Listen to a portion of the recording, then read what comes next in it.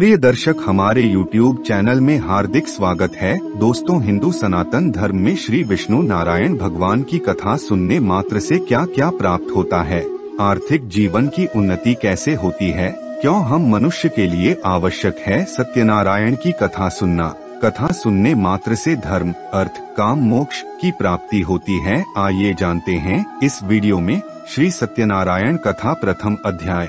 दोस्तों, एक समय नैमिषारण्य तीर्थ में शौनकादि 88,000 ऋषियों ने श्री सूत जी से पूछा, हे प्रभु, इस कलयुग में वेद विद्या रहित मनुष्यों को प्रभु भक्ति किस प्रकार मिलेगी तथा उनका उद्धार कैसे होगा। हे मुनि श्रेष्ठ, कोई ऐसा तप कहिए जिसमें थोड़े समय में पुण्य प्राप्त हो तथा मनवांछित फल भी मिले। वह कथा सुनने को हमारी प्रबल इच्छा है।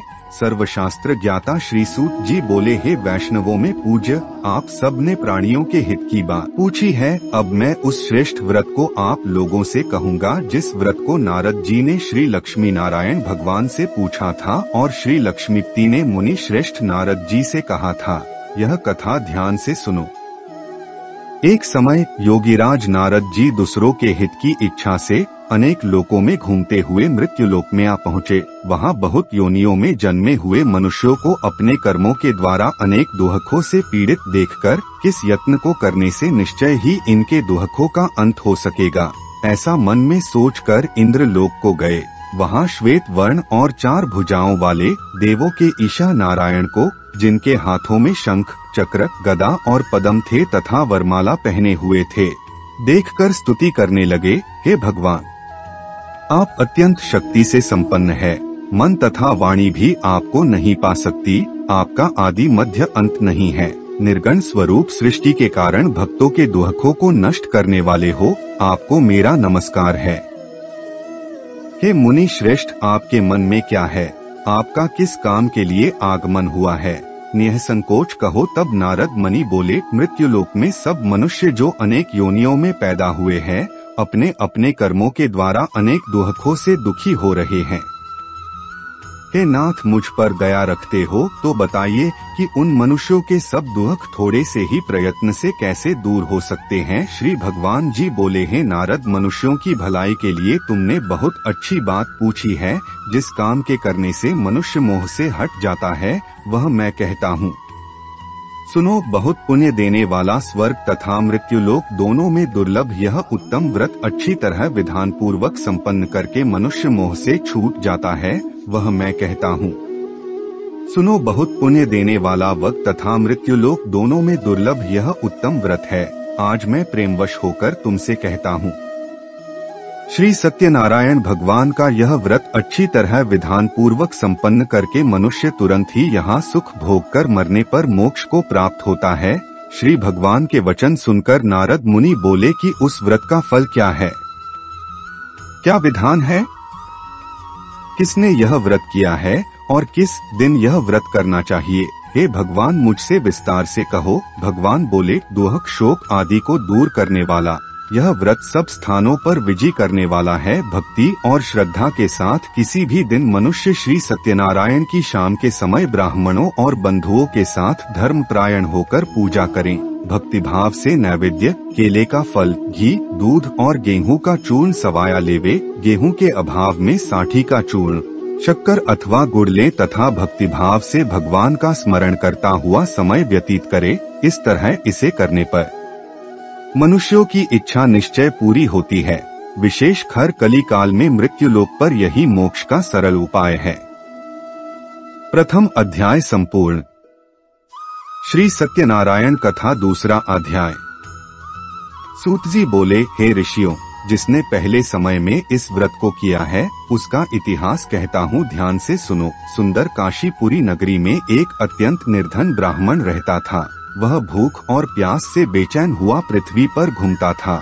ब्राह्मणों से प्रेम करने वाले श्री भगवान ने ब्राह्मण को दुहखी देखकर बूढ़े ब्राह्मण का रूप धारण कर उसके पास जाकर आदर के साथ पूछा, हे विप्र, तुम नित्य ही दुहखी होकर पृथ्वी पर क्यों घूमते हो? हे श्रेष्ठ ब्राह्मण, यह सब मुझसे कहो, मैं सुनना चाहता हूँ। ब्राह्मण बोला, मैं निर्धन ब्राह्मण हूँ, भिक्षा के लिए पृथ्वी पर फिरता है। हे भगवान, यदि आप इससे छुटकारे का उपाय जानते हो तो कृपा कर कहो। वृद्ध ब्राह्मण बोला कि श्री सत्यनारायण भगवान मनवांछित फल देने वाले हैं, इसलिए है ब्राह्मण तू उनका पूजन कर, जिसके करने से मनुष्य सब दुखों से मुक्त होता है। ब्राह्मण को व्रत का सारा विधान बतलाकर बूढ़े ब्राह्मण का रूप धारण करने वाले श्री सत्यनारायण भगवान अंतर्धान हो गए। जिस व्रत को वृद्ध ब्राह्मण ने बतलाया है मैं उसको करूँगा, यह निश्चय करने पर उस वृद्ध ब्राह्मण को रात में नींद नहीं आई। वह सवेरे उठकर श्री सत्यनारायण भगवान के व्रत का निश्चय कर भिक्षा के लिए चल दिया। उस दिन उसको भिक्षा में बहुत धन मिला, जिससे बंधु बांधवों के साथ उसने श्री सत्यनारायण का व्रत किया। इसके करने से विप्र सब दुखों से छुटकर अनेक प्रकार की संपत्तियों से युक्त हुआ। उस समय से वह विप्र हर मास व्रत करने लगा। इस तरह सत्यनारायण भगवान के व्रत को जो करेगा वह सब पापों से छूट जाता है। क्या कहूँ? ऋषि बोले, हे मुनीश्वर, संसार में इस विप्र से सुनकर किस किस ने इस व्रत को किया हम सब सुनना चाहते हैं, इसके लिए हमारे मन में श्रद्धा है। सूत जी बोले, हे मुनियों, जिसने इस व्रत को किया वो सब सुनो। एक समय यह वृद्ध ब्राह्मण धन और ऐश्वर्य के अनुसार बंधु बांधवों के साथ व्रत करने को तैयार हुआ। उसी समय एक लकड़ी बेचने वाला बूढ़ा आदमी आया और बाहर लकड़ियों को रखकर विप्र के मकान में गया। प्यास से दुखी होकर लकड़हारा उनको व्रत करते देखकर विप्र को नमस्कार कर कहने लगा कि आप यह किसका पूजन कर रहे हैं और इस व्रत को करने से क्या फल मिलता है, कृपा करके मुझसे कहो। ब्राह्मण ने कहा, सब मनोकामनाओं को पूरा करने वाला यह श्री सत्यनारायण भगवान का व्रत है। इनकी ही कृपा से मेरे यहाँ धन धान्य आदि की वृद्धि हुई है। विप्र से इस बारे में जानकर लकड़हारा बहुत प्रसन्न हुआ। भगवान का चरणामृत ले और भोजन करने के बाद अपने घर को गया। लकड़हारे ने अपने मन में इस प्रकार का संकल्प किया कि आज ग्राम में लकड़ी बेचने से जो धन मिलेगा उसी से सत्यनारायण देव का उत्तम व्रत करूंगा। यह मन में विचार कर वह बूढ़ा आदमी लकड़ियां अपने सिर पर रखकर जिस नगर में धनवान लोग रहते थे वह ऐसे सुंदर नगर में गया। उस रोज वहाँ पर उसे उन लकड़ियों का दाम पहले दिनों से चौगुना मिला और प्रसन्न होकर पके केले की फली, शक्कर, घी, दुग्ध, दही और गेहूं का चूरन इत्यादि श्री सत्यनारायण भगवान के व्रत की कुल सामग्रियों को लेकर अपने घर गया। फिर उसने अपने भाइयों को बुलाकर विधि के साथ भगवान जी का पूजन और व्रत किया। उस व्रत के प्रभाव से वह बूढ़ा लकड़हारा धन, पुत्र आदि से युक्त हुआ और संसार के समस्त सुख भोग कर बैकुंठ को चला गया। दूसरा अध्याय संपूर्ण। श्री सत्यनारायण कथा तृतीय अध्याय। श्री सूत जी बोले, हे ऋषि मुनियों, अब मैं आपको आगे की कथा सुनाता हूँ। प्राचीन समय में कनकपुर में उल्कामुख नामक एक बुद्धिमान तथा सत्यवादी राजा राज करता था। वह प्रतिदिन मंदिर में जाकर श्री सत्यनारायण भगवान की पूजा करता था और निर्धनों को खूब अन्न, वस्त्र और धन दान करता था। उसकी पत्नी सुभद्रा बहुत सुशील थी। वे दोनों हर महीने श्री सत्यनारायण भगवान का व्रत करते थे। श्री सत्यनारायण की अनुकंपा से उनके महल में धन संपत्ति के भंडार भरे थे। उनकी सारी प्रजा बहुत आनंद से जीवन यापन कर रही थी। एक बार राजा और रानी बहुत से लोगों के साथ जब भद्रशिला नदी के किनारे श्री सत्यनारायण भगवान की पूजा कर रहे थे तो नदी के किनारे एक बड़ी नौका आकर ठहरी। उस नाव में एक धनी व्यापारी यात्रा कर रहा था। वह बहुत सा धन कमाकर अपने नगर को लौट रहा था। उसका सारा धन उस नाव में रखा हुआ था। नाव से उतरकर व्यापारी राजा के समीप पहुंचा। राजा को पूजा करते देख उसने कहा, हे राजन, आप इन सब लोगों के साथ मिलकर किसकी पूजा कर रहे हैं? इस पूजा के करने से मनुष्य को क्या लाभ होता है? राजा ने व्यापारी से कहा, हम हर पूर्णिमा को सत्यनारायण भगवान का व्रत करते हैं और फिर पूजा अर्चना के बाद भगवान का प्रसाद लोगों को बांटकर स्वयं भी प्रसाद ग्रहण करते हैं। सत्यनारायण भगवान की पूजा से निस्संतान को संतान प्राप्त होती है, दुखियों के दुख दूर होते हैं। राजा की बात सुनकर व्यापारी ने कहा, हे राजन, मैं भी सत्यनारायण भगवान का व्रत करना चाहता हूँ। कृपया मुझे इस व्रत को करने की विधि बतलाएं। राजा ने व्यापारी को सत्यनारायण व्रत की पूरी विधि बताई। राजा ने व्रत कथा सुनने के बाद व्यापारी को भी प्रसाद दिया। श्री सत्यनारायण भगवान का स्मरण करते हुए व्यापारी ने प्रसाद ग्रहण किया और वापस लौटकर अपनी पत्नी लीलावती से कहा, हमारी कोई संतान नहीं है। कनकपुर के राजा उल्कामुख ने मुझे बताया है कि श्री सत्यनारायण भगवान का व्रत करने और उनकी कथा सुनने से सभी मनोकामनाएं पूरी होती हैं। यदि सत्यनारायण भगवान की अनुकंपा से हमारे कोई संतान हुई तो मैं श्री सत्यनारायण भगवान का व्रत अवश्य करूंगा। व्यापारी के ऐसा निश्चय करने के कुछ समय बाद लीलावती गर्भवती हुई। 10वें महीने में उसने एक सुंदर कन्या को जन्म दिया। व्यापारी ने पुत्री जन्म पर बहुत खुशियां मनाई, लेकिन सत्यनारायण भगवान का व्रत नहीं किया। जब उसकी पत्नी लीलावती ने अपने पति से श्री सत्यनारायण भगवान का व्रत करने के लिए कहा तो वह बोला, अभी क्या जल्दी है, मैं इधर व्यापार में बहुत व्यस्त हूँ, मुझे अभी फुर्सत नहीं है। जब अपनी बेटी बड़ी हो जाएगी और इसका विवाह करूँगा तो मैं अवश्य श्री सत्यनारायण भगवान का व्रत करूँगा। अपने पति के वचन सुनकर लीलावती चुप रह गई। व्यापारी की कन्या कलावती शुक्ल पक्ष के चंद्रमा की तरह तेजी से बड़ी होने लगी।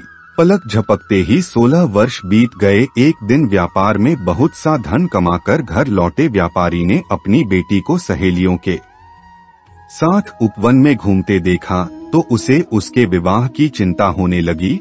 व्यापारी ने कलावती के लिए सुयोग्य वर ढूंढने के लिए अपने सेवकों को दूर दूर के नगरों में भेजा। व्यापारी के सेवक कंचनपुर नगर में पहुँचे। उस नगर में उन्होंने एक वणिक पुत्र को देखा। वणिक का बेटा अत्यंत सुंदर और गुणवान था। सेवकों ने वापस लौटकर व्यापारी को उस वणिक के बेटे के बारे में बताया। व्यापारी उस सुंदर लड़के को देखकर बहुत प्रसन्न हुआ और कलावती का विवाह बहुत धूमधाम से उसके साथ कर दिया। दहेज में उसने वणिक पुत्र को बहुत सा धन दिया।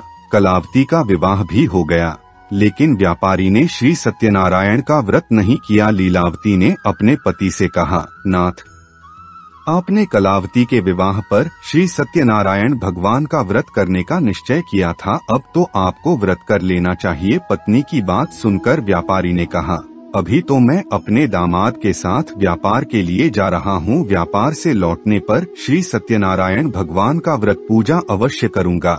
यह कहकर व्यापारी ने कई नावों में सामान भरा और अपने दामाद तथा सेवकों के साथ व्यापार के लिए निकल पड़ा। उस व्यापारी द्वारा बार बार व्रत का निश्चय करने और फिर व्रत न करने से सत्यनारायण भगवान क्रोधित हो गए और व्यापारी को दंड देने का निश्चय किया। व्यापारी अपने दामाद के साथ रत्नसारपुर में पहुंचकर व्यापार करने लगा। एक दिन कुछ चोर महल में चोरी करके भाग रहे थे। सैनिक उनका पीछा कर रहे थे। भागते हुए चोरों ने सैनिकों से बचने के लिए चोरी का धन अवसर पाकर व्यापारी की नावों में छिपा दिया। खाली हाथ चोर आराम से भाग गए। चोरों का पीछा करते हुए सैनिक व्यापारी के पास पहुँचे। उन्होंने व्यापारी की नावों की तलाशी ली तो उन्हें राजा का चोरी किया गया धन मिल गया। तब सैनिक व्यापारी और उसके दामाद को बंदी बनाकर राजा के पास ले गए। राजा ने उन दोनों को बंदीगृह में डाल दिया और उनका सारा धन ले लिया। श्री सत्यनारायण के प्रकोप से उधर लीलावती पर भी मुसीबतों का पहाड़ टूट पड़ा। उसके घर में चोरी हो गई और चोर सारा धन चुरा कर ले गए। घर में खाने के लिए भी अन्न नहीं बचा। भूख प्यास से व्याकुल होकर व्यापारी की बेटी कलावती एक ब्राह्मण के घर गई। उस ब्राह्मण के घर में श्री सत्यनारायण भगवान की व्रत कथा हो रही थी। उसने भी वहां बैठकर व्रत कथा सुनी और प्रसाद लिया।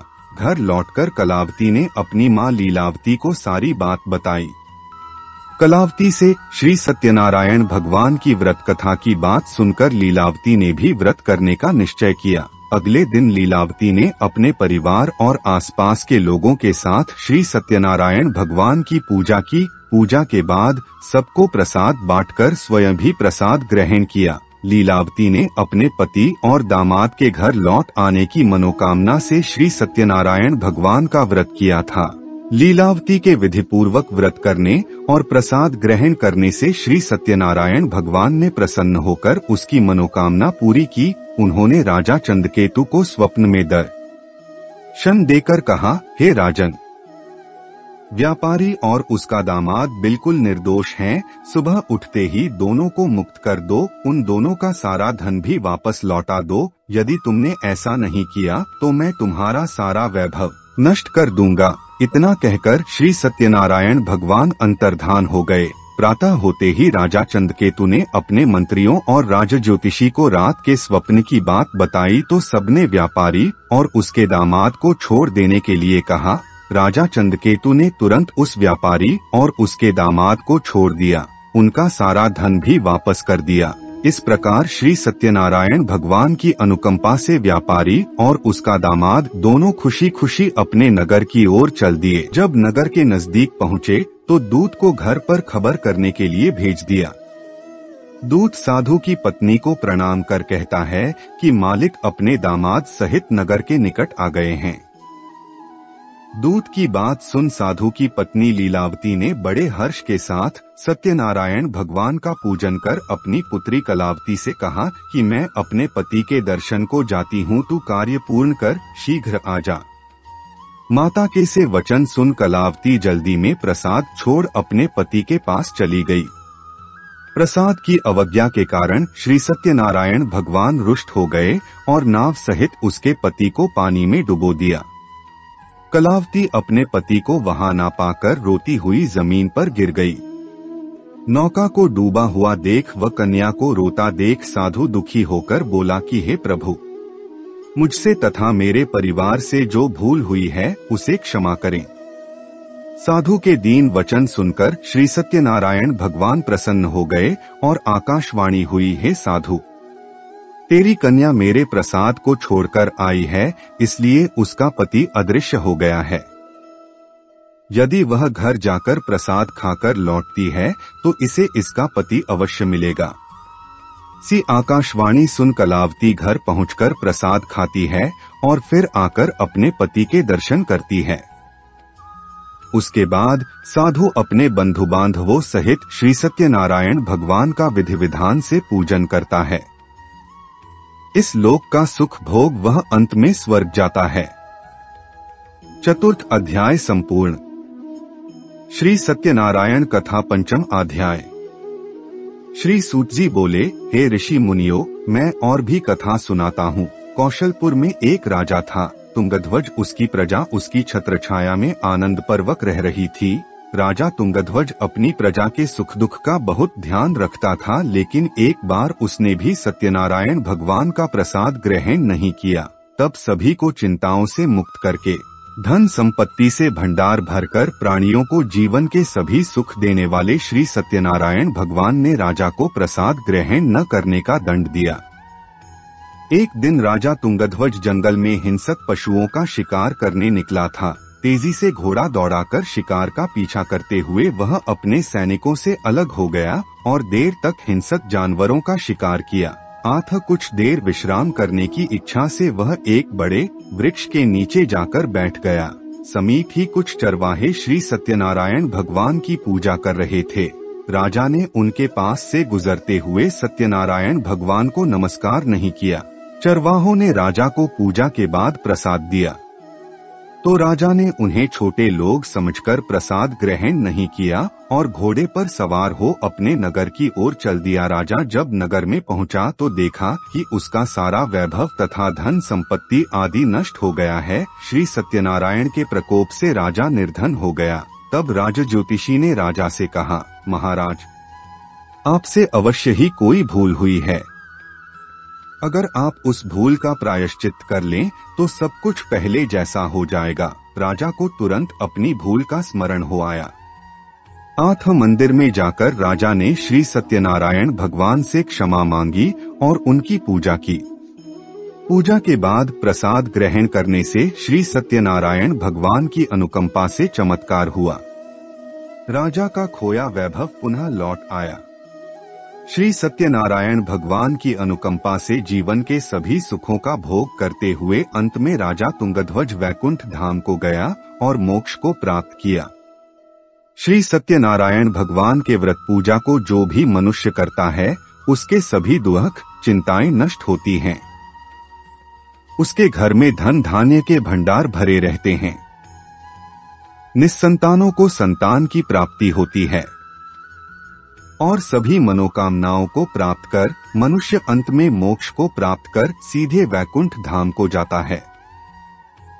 श्री सूत जी ने कुछ पल रुककर कहा, हे श्रेष्ठ मुनियों, श्री सत्यनारायण भगवान के व्रत को पूर्व जन्म में जिन लोगों ने किया उन्हें दूसरे जन्म में भी सभी तरह के सुख प्राप्त हुए। वृद्ध शतानंद ब्राह्मण ने पूर्व जन्म में सत्यनारायण का विधिवत व्रत किया तो दूसरे जन्म में सुदामा के रूप में भगवान की पूजा करते हुए अंत में मोक्ष को प्राप्त कर वैकुंठ धाम को चला गया।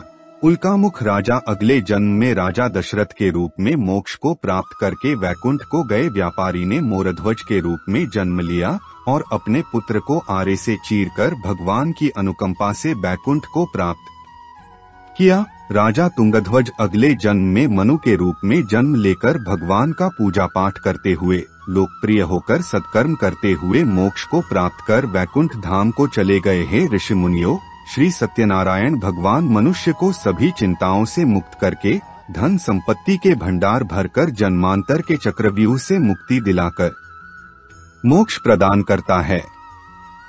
पंचम अध्याय समाप्त। दोस्तों, इस चैनल का मकसद यही है, हिंदू सनातन धर्म ग्रंथ ऋषि मुनि के प्राचीन रहस्य ज्ञान आप तक पहुँचे, जिसे आप अपने जीवन में लाभ उठा सकें और ऐसे ही ज्ञान भरी बातें जानने के लिए हमारे चैनल को सब्सक्राइब करें, लाइक करें और कमेंट में हर हर महादेव लिखना ना भूलें। धन्यवाद।